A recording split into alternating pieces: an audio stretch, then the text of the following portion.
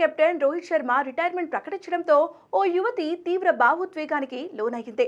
రోహిత్ వన్డేలో కొనసాగుతాడని చెప్తున్నా వినకుండా గుక్క పెట్టి ఏడ్చింది. దీనికి సంబంధించిన వీడియో సోషల్ మీడియాలో వైరల్ అవుతుంది. ఈ వీడియోపై నెటిజన్లు ఆసక్తి చూపిస్తున్నారు. హిట్ మ్యాన్ రిటైర్మెంట్ ని జీర్ణించుకోలేకపోతున్నామని ఒకరు, రోహిత్ లాంటి కెప్టెన్ మళ్లీ టెస్ట్ క్రికెట్ కు దొరకడని మరొకరు కామెంట్ చేస్తున్నారు. ఇంగ్లాండ్ సిరీస్ కు ముందు రోహిత్ తీసుకున్న ఈ నిర్ణయం పలు అనుమానాలకు దారితీస్తుంది. తనని టెస్ట్ కెప్టెన్ నుంచి వైదొలగాలని ఇప్పటికే సెలక్షన్ కమిటీ చెప్పడంతోనే రోహిత్ ఈ నిర్ణయం తీసుకున్నట్లు తెలుస్తోంది. కెప్టెన్ పదవి కోల్పోకముందే గౌరవంగా తప్పుకోవాలని ఈ నిర్ణయం తీసుకున్నట్లు రోహిత్ సన్నిహితులు చెప్తున్నారు.